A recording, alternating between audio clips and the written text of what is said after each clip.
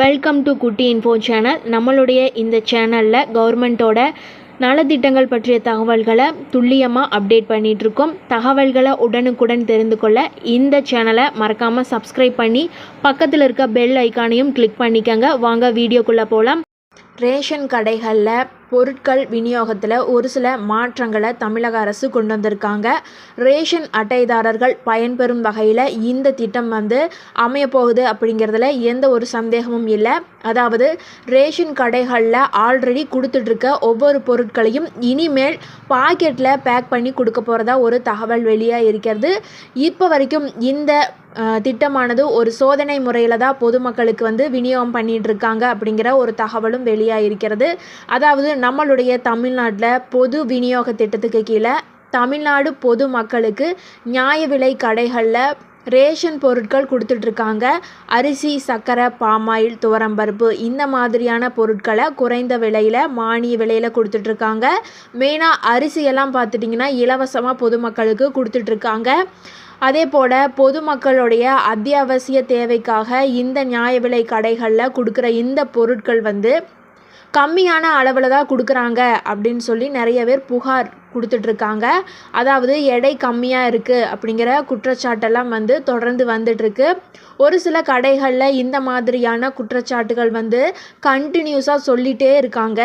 இதனால் அதை கரெக்ட் பண்ணணும் அப்படிங்கிறதுனால ரேஷன் பொருட்கள் இனிமேல் பாக்கெட்டுகள் மூலமாக விற்பனை செய்யலாம் அப்படின்னு சொல்லி அரசு முடிவெடுத்திருக்காங்க. இதுக்காக சட்டப்பேரவையில் பேசியும் அதுக்கான முடிவும் எடுத்திருக்காங்க.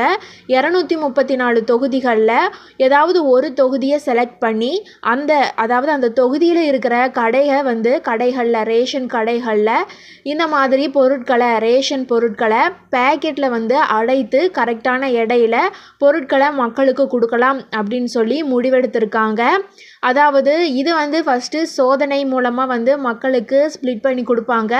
மக்கள்கிட்ட இருக்கிற வரவேற்பை பொறுத்து இந்த திட்டம் மறுபடியும் எக்ஸ்டெண்ட் பண்ணுவாங்க அப்படிங்கிற ஒரு தகவல் சொல்லியிருக்காங்க. அந்தபடி பார்த்துட்டிங்கன்னா இப்போ வரைக்கும் இந்த 234 தொகுதிகளில் ஒரு தொகுதியை செலக்ட் பண்ணியிருக்காங்க. அந்த தொகுதி சேலம் மாவட்டத்தில் இருக்கிற ஒரு சின்ன ரேஷன் கடைன்னு சொல்லியிருக்காங்க.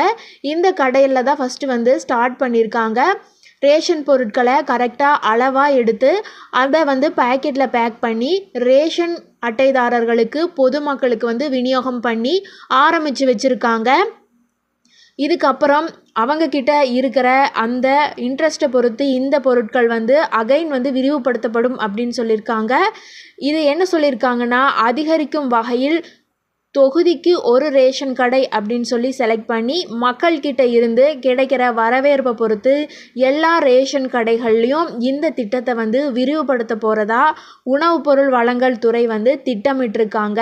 மேலும் இந்த ஒரு திட்டமானது எல்லா பொதுமக்களுக்கும் ரொம்ப யூஸ்ஃபுல்லாக இருக்கும் அப்படிங்கிறதுல எந்த சந்தேகமும் இல்லை.